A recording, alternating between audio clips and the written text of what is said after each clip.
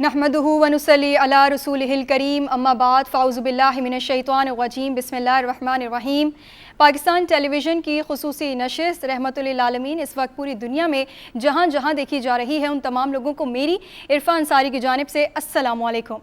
ناظرین، ایک ایسا وقت جب پوری دنیا جہالت، ظلم اور ناانصافی کے اندھیروں میں گھری ہوئی تھی، تب اللہ تعالیٰ نے انسانیت کی رہنمائی کے لیے اپنے پیارے نبی حضرت محمد مصطفیٰ صلی اللہ علیہ وآلہ وسلم کو مبعوث فرمایا۔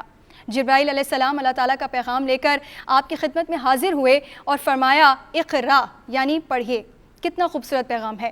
پہلی وحی کا آغاز دولت سے نہیں ہوا، طاقت سے نہیں ہوا، شہرت سے نہیں ہوا، بلکہ اقرا، پڑھو، اپنے لیے علم حاصل کرو، سوچو سمجھو اور اللہ کی ذات کو پہچانو۔ اسی خاص موضوع پر بات کرنے کے لیے آج ہمارے درمیان بہت ہی معزز مہمان موجود ہیں جن کا نام ہے مفتی شہریار داؤد صاحب۔ وہ ہمارے درمیان موجود ہیں، آپ انہیں مختلف ٹی وی چینلز پر سنتے رہتے ہیں، بہت خوبصورت شخصیت کے مالک ہیں۔ مفتی صاحب، آپ کو خوش آمدید کہتی ہوں، کیسے ہیں آپ؟ الحمدللہ رب العالمین، اللہ کا شکر، آپ کے بہت شکریہ، آپ نے عزت افزائی کی۔ میں شکر گزار ہوں پی ٹی وی کا کہ انہوں نے مجھے لب کشائی کے لیے اس مناسب اور بہترین موضوع کے لیے مدعو کیا۔ بہت شکریہ مفتی صاحب آپ کے ٹائم کا۔ مفتی صاحب، بڑا ہی خاص موضوع غاز نبوت، جب آپ صلی اللہ علیہ وسلم پر نبوت کا نزول ہوا، وحی کا نزول ہوا اور سب سے پہلا لفظ اقرا یعنی پڑھیے اس سے شروع ہوا، اس کے پیچھے کیا راز پوشیدہ ہے، اس کے اوپر ذرا روشنی ڈالیے گا۔ بسم اللہ الرحمن الرحیم، اللہم صلی وسلم وبارک علی سیدنا و مولانا محمد وعلی آلہ وصحبہ وبارک وسلم۔ تمہیداً تھوڑا سا پیچھے جاتے ہیں، ہم سنتے ہیں کہ حضرت یوسف علیہ السلام، ہم جب نام یوسف بچوں کا رکھتے ہیں تو ہمارے ذہن میں ایک کانسیپٹ ہوتا ہے کہ جی خوبصورت تھے بڑے، تو ہمارا بچہ بھی خوبصورت، شکلاً بھی خوبصورت ہو جائے، کردار کے حساب سے بھی خوبصورت ہو جائے۔ اور یوسف علیہ السلام کی کیا خاصیتیں تھیں، ہم کچھ باتیں ان کی جانتے ہیں، کچھ معجزات ان کے جانتے ہیں، جی، لیکن ہم یہ نہیں جانتے کہ یوسف علیہ السلام ایک بہترین ماہر معاشیات بھی تھے۔ جب عزیز مصر نے جب خواب دیکھا کہ میں نے 7 موٹی تازی گایاں دیکھی، پھر 7 میں نے سوکھی سڑی گائیں دیکھی، تو اس کا کیا مطلب ہے؟ تو انہوں نے بتایا کہ خواب کی تعبیر یہ ہے کہ 7 سال آپ کی خوب بہترین معیشت رہے گی، لیکن اگلے 7 سال بڑا قحط رہے گا، اس کے لیے تیاری کر لو۔ تو پھر عزیز مصر نے کہا تو بتاؤ، اب آپ ہی بتاؤ، جب آپ نے اس کا یہ سولیوشن یہ بتایا ہے تعبیر، تو اب ذرا اس کا سولیوشن بھی بتاؤ۔ تو انہوں نے کہا کہ اب ہم نے کیا کرنا ہے کہ اپنی فصلوں کو سیو کرنا ہے، ریزرو کرنا ہے، جتنے ہمارے ایسیٹس ہیں ان کو سنبھالنا ہے، فوڈ، واٹر، دیگر جتنی چیزیں ہیں ہم نے ان کو سنبھال کے اگلے 7 سالوں کے لیے کوٹا سسٹم یا راشن سسٹم کرنا ہے۔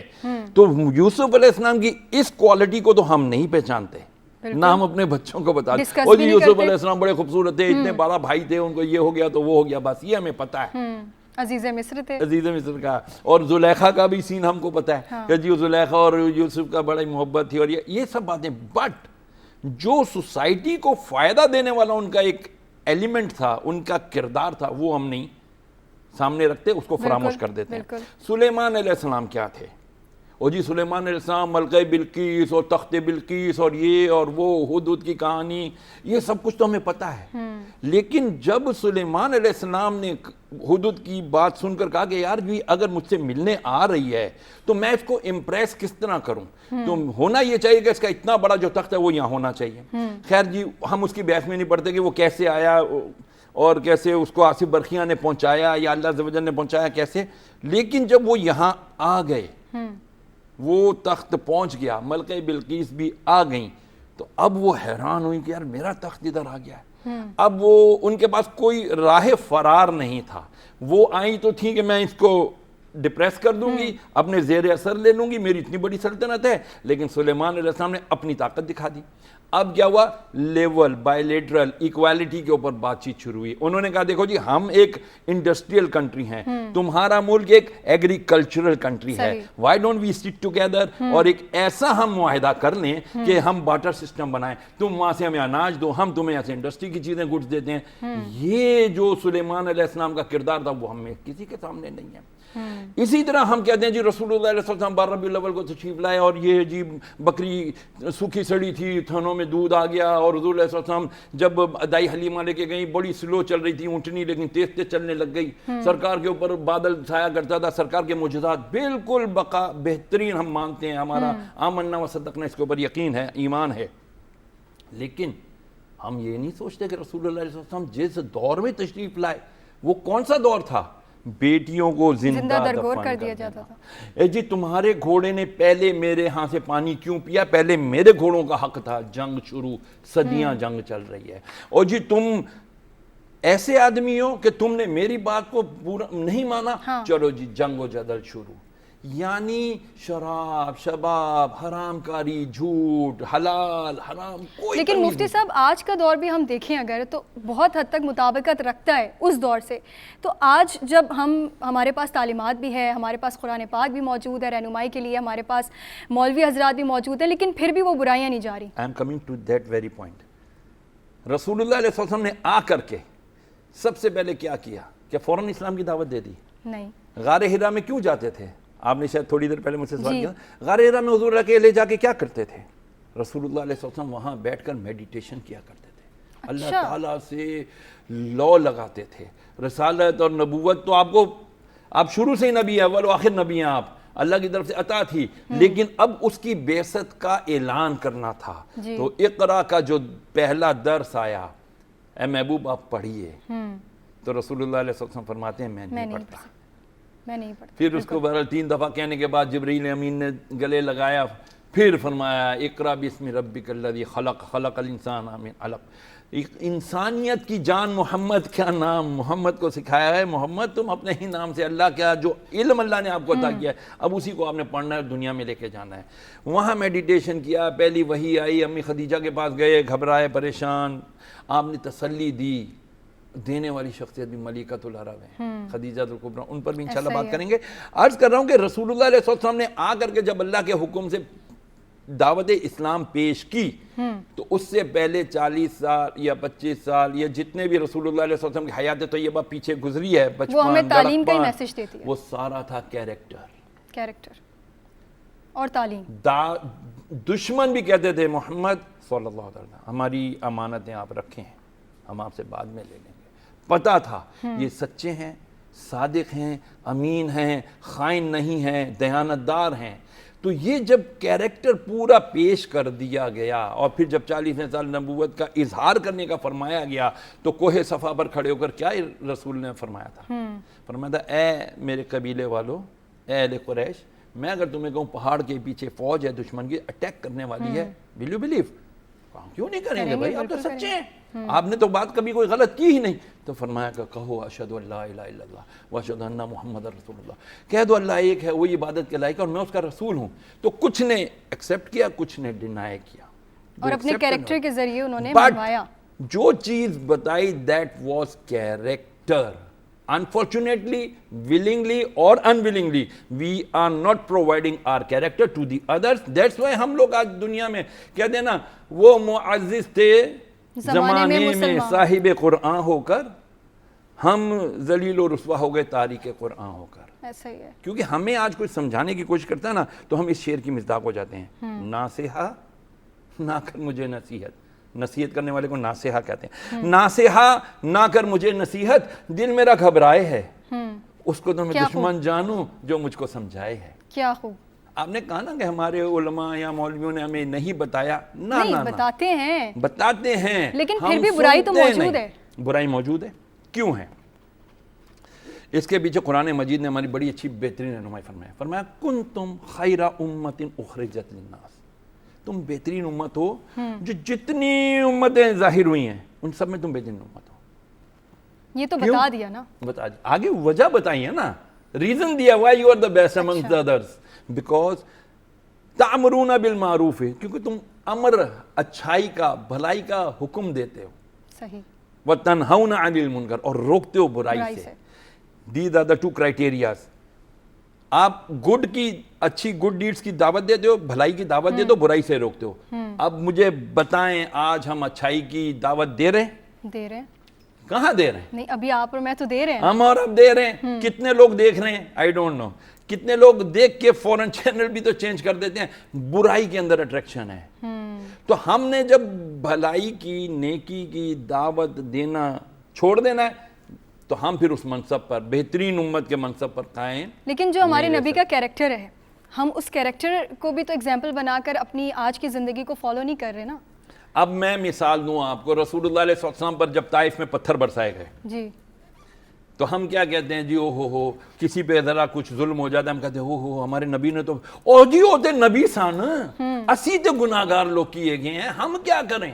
نہ نہ نہ، ان کی لائف کو اللہ نے فرمایا ہے کہ ہم نے نبی کی زندگی میں تمہارے لیے بہترین نمونہ رکھ دیا ہے، سمبل ہیں، یو ہیو ٹو فالو. اگر آپ فالو نہیں کرو گے کون ذمہ دار ہوگا آپ کی بربادی کا؟ ہم خود.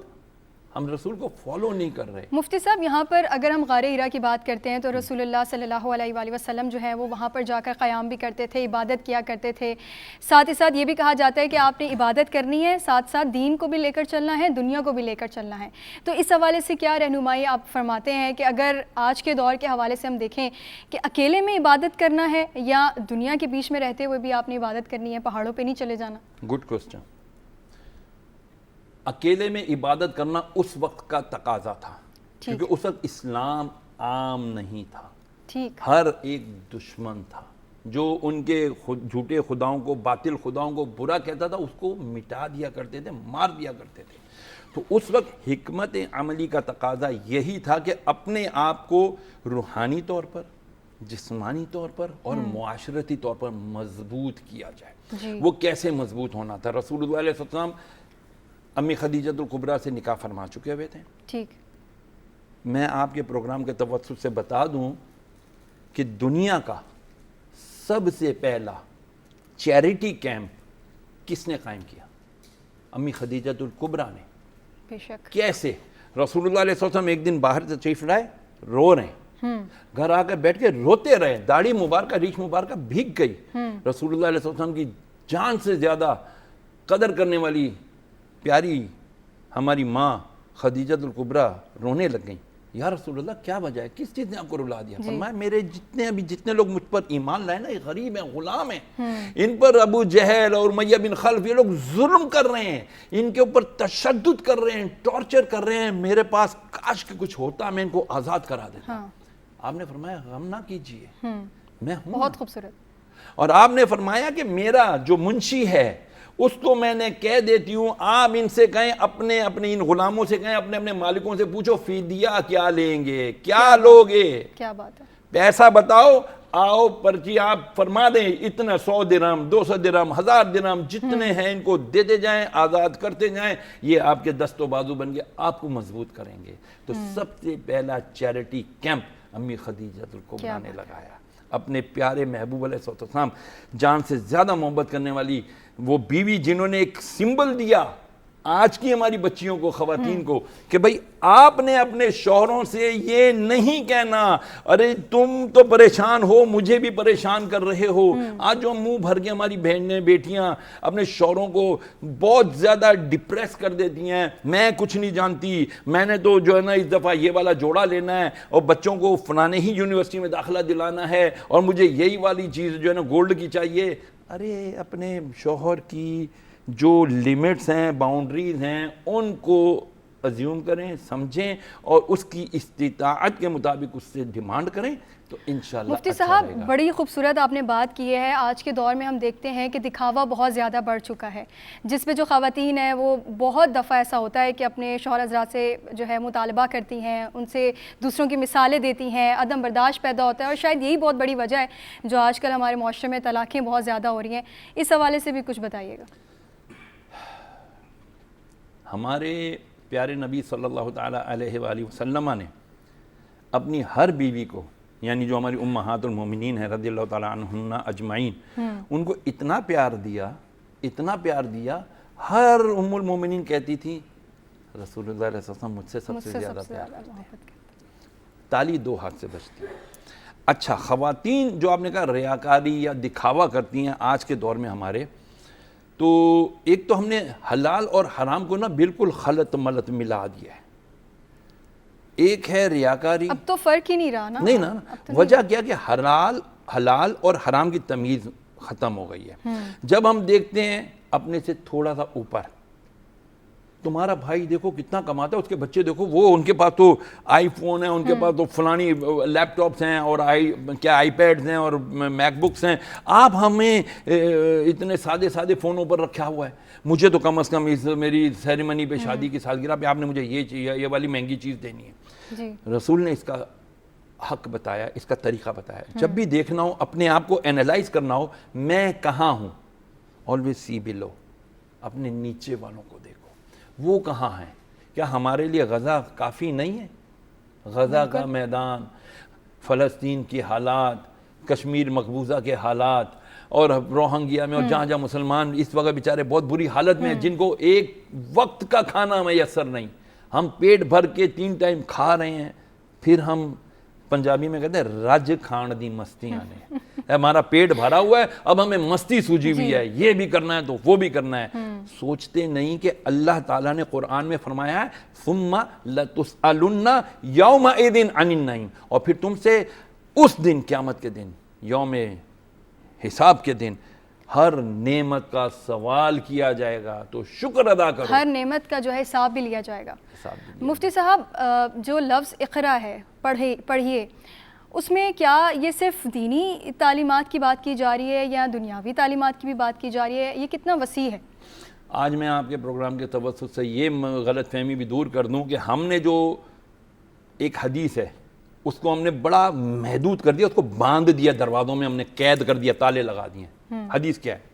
طلب العلم فریضۃ علی کل مسلم و مسلمۃ او کما قال رسول اللہ علیہ وسلم. طلب علم دین, جب ہم علم لکھتے ہیں نا, جب یہ لکھی بھی ہوتی ہے نا حدیث, بریکٹ کے اندر لکھا ہوتا ہے علم, آگے بریکٹ میں دین. طلب علم دین ہر مسلمان مرد و عورت پر فرض ہے.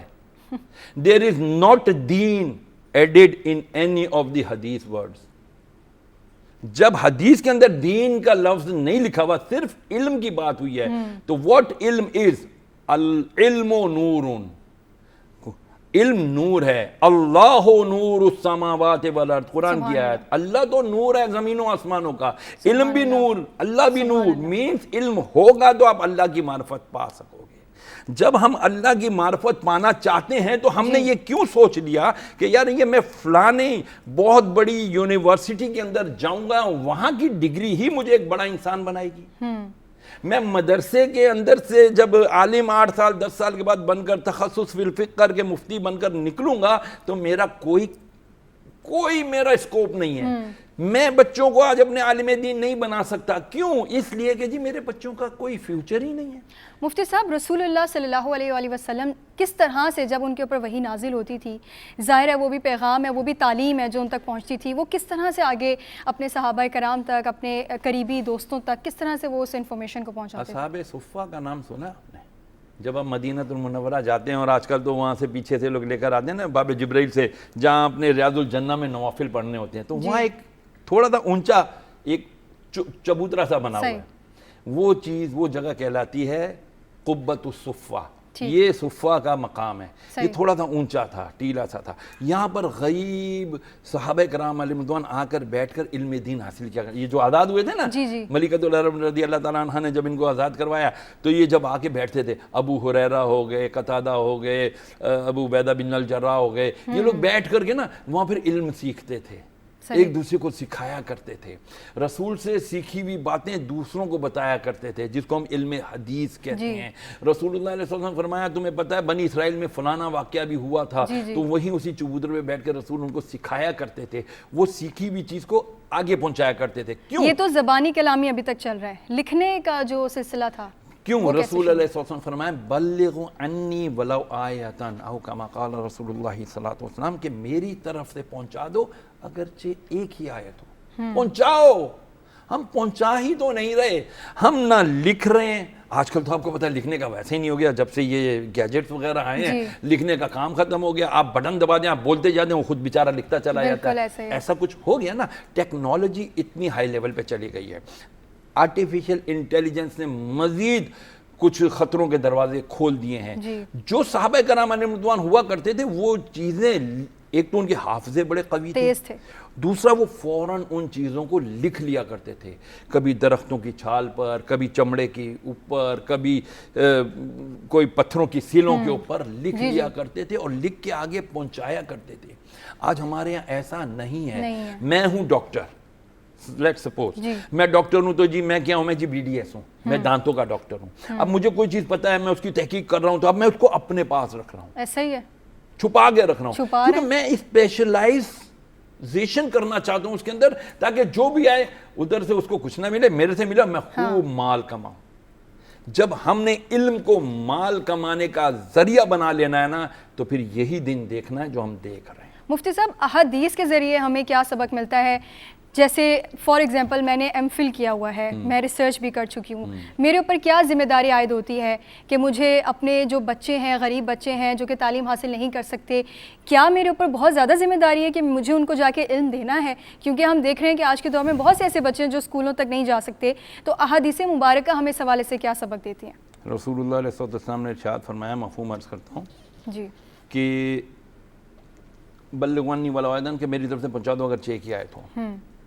کیا ہم یہ پروپیگیشن، علم کی پروپیگیشن، کیا یہ ہم کر رہے ہیں؟ ایک دور تھا ہمارے پاس اسکول، کالج، یونیورسٹیز بڑی محدود تعداد تھی، لیکن آج گلی گلی اسکول ہے، ایسا ہی ہے، بڑے بڑی یونیورسٹیز ہیں، شاید وہاں پر ڈالرز میں فیس پے کی جاتی ہے. یہی سمجھایا تھا شاید ہمارا بچہ اس سے بہت بڑا ہو جائے گا. آپ نے کہا آپ نے ایم فل کیا ہوا ہے، آپ کے نام کے تو تھوڑے عرصے بعد ڈاکٹر لگ جائے گا. آپ کی ذمہ داری یہ ہے اپنی دانش میں، اپنے جتنی آپ کی حیثیت ہے اس کے اندر جو آپ نے سیکھا ہے وہ آپ نے پہنچانا ہے. ٹھیک، دینی دنیاوی دونوں علوم. ہم نے دینی دنیاوی تو ہم نے کیے ہیں، پہلے یہ دینی دنیاوی علوم نہیں تھے، صرف علم ہوتا تھا. ایک خانقاہ ہوتی تھی، اس خانقاہ میں جو شیخ ہوتے تھے وہ دنیاوی علوم بھی دیتے تھے، دینی علوم بھی دیتے تھے. کیا ہمیں آج سے 850 سال پہلے ابن فرناس یاد نہیں ہے کہ جس نے سب سے پہلی مرتبہ پر لگا کے اڑنے کی کوشش کی تھی؟ کیا ہم مریم کو بھول گئے؟ مریم فریہی اس کا نام تھا، انہوں نے سب سے پہلی یونیورسٹی بنائی تھی جو آج تک طرابلس مراکش کے اندر ایکٹیو ہے، چل رہی ہے. کیا ہم نے ابو علی سینا کو بھلا دیا؟ کیا ہم نے ادریسی کو بھلا دیا؟ یہ اتنے بڑے بڑے نام تھے، جابر ابن حیان، البیرونی، خوارزمی، زہراوی، ہم نے سب کو بھلا دیا. ان کے کتنے بڑے بڑے کارنامے ہیں، لیکن آج وہ ہمیں نہیں یاد ہے. ہمیں پتہ ہے تو صرف یہ پتہ ہے کہ جی بل گیٹس نے یہ بنایا تھا، اسٹیو جابز نے یہ بنایا تھا، فلانے نے یہ بنایا تھا، جمکانے نے یہ بنایا تھا. ہمارے ہیروز کون ہیں ہمیں نہیں پتا. لیٹ می سے ون تھنگ مور. ایک شخص کہتا ہے he was a heavy trailer driver, England not Australia. اس کے ساتھ ایک اور مسلمان ڈرائیور تھا، وہ دونوں نکلے دوسری اسٹیٹ میں جانے کے لیے. ایک ہوٹل پہ بیٹھے تو مسلمان بڑا پریشان تھا، اس کے باپ کا بار بار فون آ رہا تھا، یار تو کچھ کر، فلانی جگہ جائے گا تو وہاں سے اسلامک سینٹر میں جا کے کتاب لے آنا. حدیث کی کتاب مانگی تھی اس نے. اس نے پوچھا تیرا والد کیوں پریشان ہے؟ مسلمان سے پوچھا، اس نان مسلم نے، غیر مسلم نے. اس نے کہا یار میرے والد نے کہا کہ رسول اللہ علیہ وسلم میں نے ایک حدیث پڑھی ہے جس کے اندر لکھا ہے کہ قیامت اس وقت تک نہیں آئے گی جب تک وقت کا سایہ کعبے پہ نہ پڑ جائے.